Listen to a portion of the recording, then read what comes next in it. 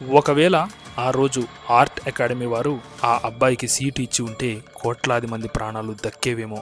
మీకు తెలుసా? రంగులతో ప్రపంచాన్ని నింపాలనుకున్న ఒక కుంచె విరిగిపోతే అది ప్రపంచ పటాన్ని రక్తంతో ఎలా మార్చేసిందో తెలుసుకోవాలంటే ఈ వీడియో చివరి దాకా చూడండి. మిత్రమా, చరిత్ర అంటే కేవలం రాజుల కథలు కావు. ఓడిపోయిన ఒక సాధారణ వ్యక్తి ప్రపంచం గడగడలాడే నియంతగా ఎలా మారాడో చెప్పే ఒక పాఠం.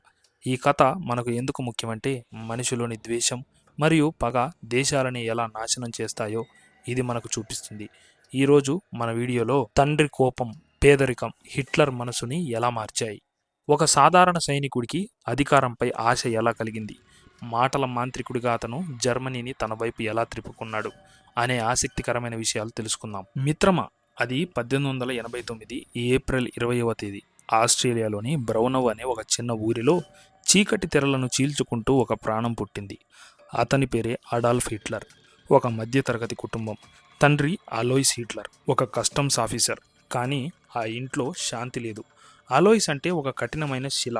క్రమశిక్షణ పేరుతో బిడ్డను చితకబాదేవాడు. ఆ దెబ్బల నుండి కొడుకును కాపాడుకోవడానికి తల్లి క్లారా తన ప్రాణాలను అడ్డుపెట్టేది. అమ్మ ప్రేమ ఒక వెచ్చని దుప్పటిలా ఉంటే నాన్న కోపం ఒక నిప్పుల కొలిమిలా ఉండేది.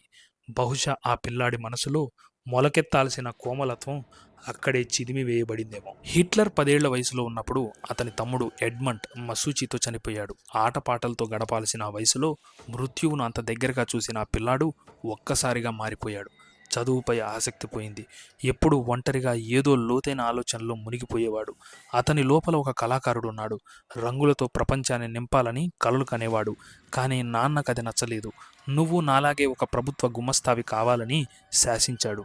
తండ్రి కొడుకుల మధ్య అదొక పెద్ద యుద్ధం. నాన్న కుంచెను విరగ్గొట్టాలని చూస్తే అడాల్ఫ్ మాత్రం తన కళకు రంగులు అద్దుకుంటూనే ఉన్నాడు. 1903లో తండ్రి చనిపోయాడు. అది అతనికి ఒక రకమైన స్వేచ్ఛనిచ్చింది. తన కుంచెను తీసుకొని కలల కాశీ అయిన వియన్నా నగరానికి బయలుదేరాడు. అక్కడ అకాడమీ ఆఫ్ ఫైన్ ఆర్ట్స్లో చేరి పెద్ద చిత్రకారుడు అవ్వాలని అతని ఆశ. కానీ విధి వెక్కిరించింది. నీకు ప్రతిభ లేదు అనే అకాడమీ వారు అతనికి సీటు నిరాకరించారు. ఒకసారి కాదు, 2 సార్లు కాదు. అది కేవలం ఒక ప్రవేశ పరీక్షలో ఓటమి కాదు, అతని జీవితాశయం విరిగిపోయిన క్షణం. అప్పుడు అతని వయసు కేవలం 18 ఏళ్ళు. అదే సమయంలో అతని ప్రాణ సమానమైన తల్లి క్లారా క్యాన్సర్తో మరణించింది. అమ్మ చనిపోయిన రోజున ఆ కుర్రాడి ఏడుపు చూసి చికిత్స చేసిన డాక్టర్ బ్లాక్ అన్నాడు, నా జీవితంలో ఇంత వేదనను ఏ కొడుకు కళ్ళల్లోనూ చూడలేదు అని. చూడండి మిత్రమా, ఒక పక్క అమ్మ లేదు, మరొక పక్క గమ్యం లేదు, జేబులో పైసా లేదు. వియన్నా వీధుల్లో తిండి కోసం అలమటించాడు. రోడ్ల పక్కన ఉన్న బెంచీల మీద మురికి కాలువల దగ్గర పడుకునేవాడు. రోజుకు ఒక పెయింటింగ్ వేసి దాన్ని అమ్మి వచ్చిన కొద్దిపాటి డబ్బుతో ప్రాణాలు నిలుపుకునేవాడు. ఒకప్పుడు రంగులతో ప్రపంచాన్ని వెలిగించాలనుకున్న ఆ కుంచె ఇప్పుడు ఆకలి తీర్చుకోవడానికి ఆయుధంగా మారింది. ఆకలి, అవమానం, ఒంటరితనం ఇవే హిట్లర్ గుండెల్లో ద్వేషాన్ని నూరిపోశాయి.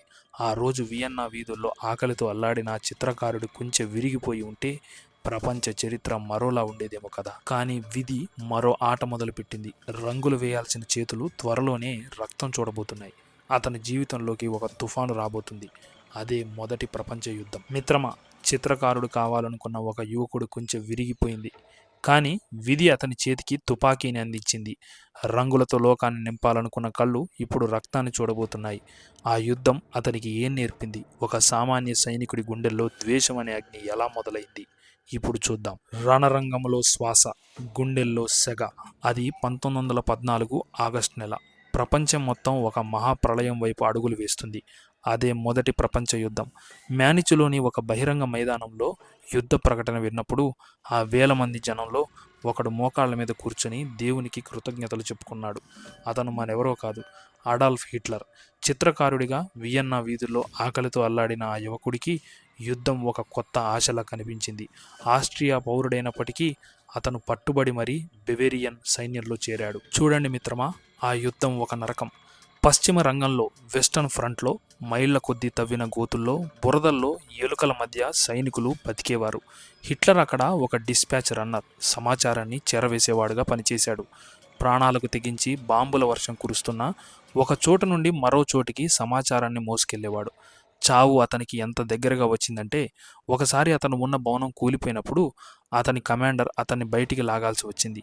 అతని ధైర్యానికి గుర్తింపుగా ఐరన్ క్రాస్ సెకండ్ క్లాస్ లభించింది. చిత్రం ఏంటో తెలుసా? ఆ తర్వాత అతనికి అత్యున్నతమైన ఐరన్ క్రాస్ ఫస్ట్ క్లాస్ పథకాన్ని సిఫార్సు చేసిన అధికారి ఒక యూదుడు. యుద్ధం ఎంత క్రూరమైందో హిట్లర్కు కూడా తెలిసింది. 1916లో జరిగిన బ్యాటిల్ ఆఫ్ ది సోమ్ యుద్ధంలో అతని కాలికి గాయమైంది. కానీ విధి మరో పెద్ద దెబ్బ కొట్టడానికి వేచి చూసింది. 1918 అక్టోబర్లో ఒక భయంకరమైన మస్టర్డ్ గ్యాస్ దాడిలో హిట్లర్ కళ్ళు పోయాయి. తాత్కాలికంగా అందుడై పాసిఫిక్ అనే మిలిటరీ ఆసుపత్రిలో చికిత్స పొందుతున్నప్పుడు అతనికి ఒక వార్త అందింది. జర్మనీ యుద్ధంలో ఓడిపోయిందని, లొంగిపోయిందని. ఆ మాట వినగానే అతని గుండె ముక్కలైపోయింది. కళ్ళ నుంచి వస్తున్న నీరు ఆ సెగను ఆపలేకపోయింది. అప్పటి వరకు అతను నమ్మిన ప్రపంచం ఒక్కసారిగా కూలిపోయింది. హిట్లర్ ఆ ఓటమిని అస్సలు జీర్ణించుకోలేకపోయాడు. జర్మనీ సైన్యం రణరంగంలో ఓడిపోలేదు, సొంత దేశంలోని ద్రోహులు మనల్ని వెన్నుపోటు పొడిచారు అని అతను బలంగా నమ్మాడు. యూదులు, సోషలిస్టులు, మార్కిస్టులే ఈ వినాశనానికి కారణమని అతని మనసులో ద్వేషబీజం పడింది. రంగుల కుంచి పట్టుకోవాల్సిన చేతులు ఇప్పుడు ప్రతీకారం కోసం ఆయుధాన్ని వెతుకుతున్నాయి. ఆ ఆసుపత్రి గదిలో చీకటిలో కూర్చొని అతను ఒక నిర్ణయం తీసుకున్నాడు. తన జీవితాన్ని రాజకీయాలకు అంకితం చేస్తానని. మిత్రమా, ఒక ఓడిపోయిన సైనికుడి ఆవేదన రేపు ప్రపంచాన్ని శాసించే నియంతకు నాంది పలికింది. మిత్రమా, ఒక ఓడిపోయిన సైనికుడి ఆవేదన రేపు ప్రపంచాన్ని గడగడలాడించే ఒక శక్తిగా ఎలా మారిందో ఇప్పుడు చూద్దాం. చేతిలో అధికారం లేదు, జేబులో రూపాయి లేదు, కానీ అతని దగ్గర ఒకే ఒక అగ్ని ఉంది. అది అతని మాట. ఆ మాటలతో అతను జర్మనీని ఎలా నిద్రలేపాడు, ఒక చిన్న గుంపును దేశాన్ని శాసించే పార్టీగా ఎలా మార్చాడో ఇప్పుడు చూద్దాం. మాటల మాంత్రికుడు, మేలుకొన్న జర్మనీ. The orators magic. మొదటి ప్రపంచ యుద్ధం ముగిసింది. జర్మనీ అవమాన భారంతో కుంగిపోతుంది. ఆకలి కేకలు, నిరుద్యోగం, వెన్నుపోటు పొడిచారన్న ఆవేదన అన్నీ కలిసి జర్మనీ గుండెల్లో ఒక రకమైన మంటను రేపుతున్నాయి. సరిగ్గా అదే సమయంలో మ్యానిచ్లోని చిన్న చిన్న బీర్ హాల్స్లో ఒక కొత్త గొంతు వినిపించడం మొదలైంది. అతను మరెవరో కాదు, సైన్యం నుండి బయటకు వచ్చిన అడాల్ఫ్ హిట్లర్.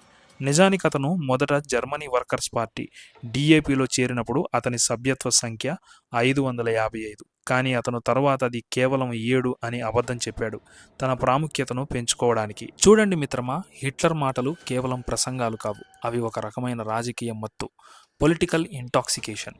అతను సామాన్య చిత్రకారుడు కాదు, ఒక గొప్ప నటుడు. తన ప్రసంగాలను ఎప్పుడూ రాత్రిపూట జనం అలసిపోయినప్పుడు మాత్రమే పెట్టేవాడు. ఎందుకంటే అప్పుడే మనుషుల మెదడును లొంగదీసుకోవడం సులభం అని అతనికి తెలుసు. తను వేదిక మీదకు రాకముందే తన అనుచరులతో ప్రసంగాలు చేయించి భారీ మిలిటరీ మార్చులతో జనాన్ని ఉర్రూతలూగించేవాడు. అతను అడుగు పెడుతుంటే జనం తన్మయత్వంతో ఊగిపోయేవారు. కొందరు ఆడవాళ్లు అతని మాటలకు మూర్ఛపోయేవారంటే నమ్ముతారా? హిట్లర్ జర్మనీ ప్రజలకు ఒక అతీత శక్తిలా కనిపించాడు. మనల్ని వెన్నుపోటు పొడిచింది యూదులే, మన కష్టాలన్నిటికీ కారణం వాళ్ళే అని నూరిపోశాడు. ఈ ద్వేషం ప్రజల గుండెల్లోకి ఒక విషంలా ఎక్కింది. 1923లో అతను అధికారంలోకి రావడానికి బీర్ హాల్ ఫుడ్స్ అనే తిరుగుబాటు చేశాడు. కానీ అది విఫలమై జైలుకు వెళ్లాల్సి వచ్చింది. కానీ ఆ ఓటమి అతనికి కొత్త పాఠం నేర్పింది.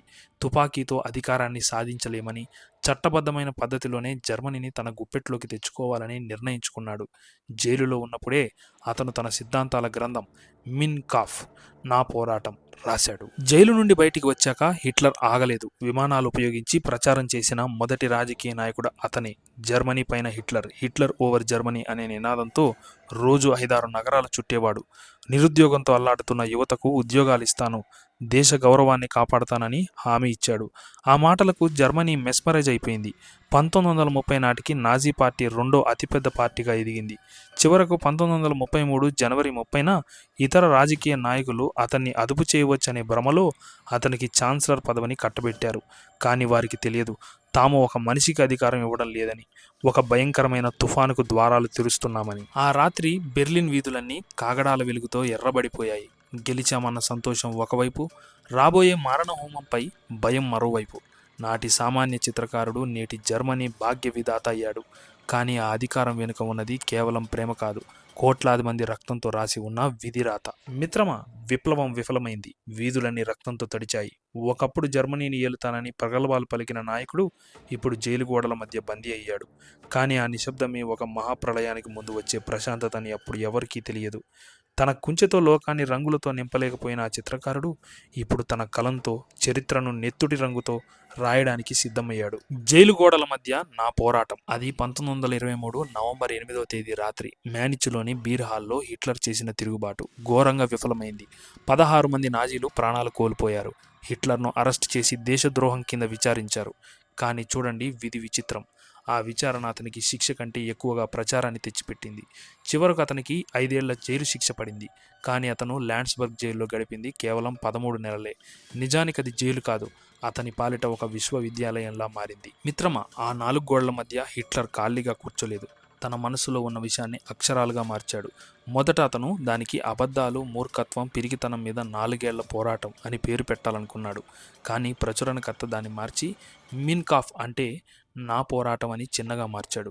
ఆ పుస్తకం కేవలం ఒక మనిషి ఆత్మకథ కాదు, అది రాబోయే మారణ హోమానికి ఒక బ్లూ ప్రింట్. అందులో అతను రాశాడు, యూదులు ఈ ప్రపంచానికి పట్టిన బ్యాక్టీరియా, వాళ్ళను తుడిచిపెట్టాలి అని, తన జాతికి లివింగ్ స్పేస్ కావాలని, దాన్ని తూర్పున ఉన్న దేశాలను ఆక్రమించి సాధించాలని అందులో కలలు కన్నాడు. జైలులో ఉన్నప్పుడే హిట్లర్కు ఒక విషయం అర్థమైంది. తుపాకీతో అధికారాన్ని సాధించలేం, అది ఒక రక్తం మరకలా మిగిలిపోతుంది. అందుకే అతను పాత్ ఆఫ్ లీగాలిటీ అంటే చట్టబద్ధమైన మార్గాన్ని ఎంచుకున్నాడు. మనం పార్లమెంట్లోకి వెళ్దాం, ప్రజాస్వామ్యం ఇచ్చే ఆయుధాలతోనే ప్రజాస్వామ్యాన్ని కూల్చేద్దామని తన అనుచరులకు చెప్పాడు. ఒకవేళ ఆ రోజే ఆ పుస్తకాన్ని ప్రపంచం సీరియస్గా చదివి ఉంటే కోట్లాది మంది ప్రాణాలు దక్కేవేమో.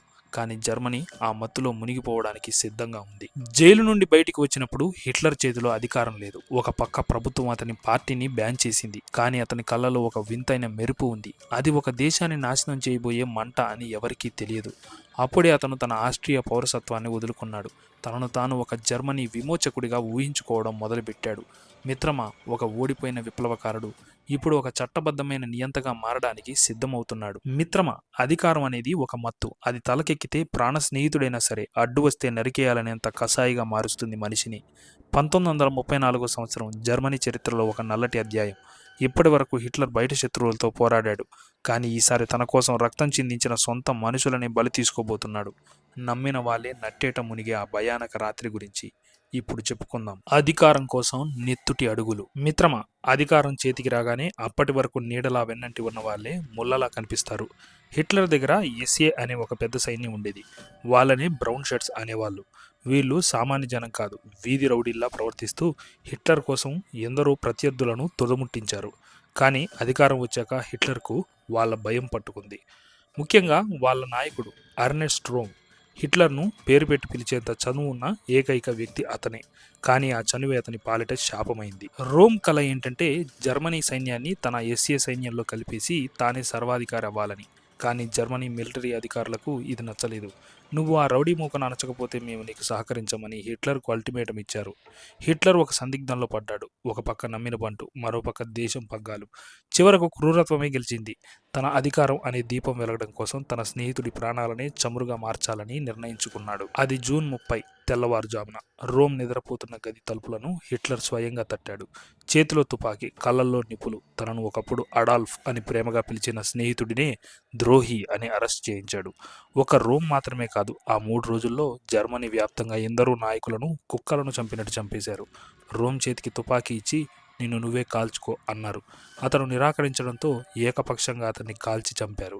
అధికారం కోసం హిట్లర్ వేసిన ఆ అడుగులు తన సొంత మనుషుల రక్తంతో తడిసి ముద్దయ్యాయి. చూడండి మిత్రమా, ఎంత భయానకం. ఒకప్పుడు తన కోసం పోరాడిన వారినే రాష్ట్ర సంరక్షణ పేరుతో చంపేయడాన్ని హిట్లర్ సమర్థించుకున్నాడు. జర్మనీ ప్రజల కోసం నేను ఒక జడ్జిగా మారానని ప్రగల్భాలు పలికాడు. ఆశ్చర్యకరమైన విషయం ఏంటంటే ప్రజలు కూడా ఈ మారణ హోమాన్ని చూసి నియంత దేశంలో శాంతిని నెలకొల్పుతున్నాడని నమ్మారు. ఈ రక్తపాతంతో హిట్లర్ ఒక విషయాన్ని స్పష్టం చేశాడు. తనకు ఎదురు తిరిగితే సొంత మనిషి అయినా సరే కాలగర్భంలో కలిసిపోవాల్సిందే అని. ఆ రాత్రికి నైట్ ఆఫ్ లాంగ్ నైఫ్స్ అని పేరు. అంటే కసాయి కత్తులు వేటాడిన రాత్రి. ఈ క్రూరత్వం అక్కడితో ఆగలేదు. సరిగ్గా నెల రోజుల తర్వాత జర్మనీ ప్రెసిడెంట్ హిండెన్బర్గ్ మరణించాడు. హిట్లర్ ఆ అవకాశాన్ని వదులుకోలేదు. ప్రెసిడెంట్, ఛాన్సలర్ పదవులను కలిపేసి తన తాను ఫ్యూరర్ అంటే తిరుగులేని నాయకుడిగా ప్రకటించుకున్నాడు. జర్మనీ సైన్యం మొత్తం ఇప్పుడు దేశం మీద కాదు, కేవలం హిట్లర్ అనే ఒక వ్యక్తి మీద ప్రమాణం చేసింది.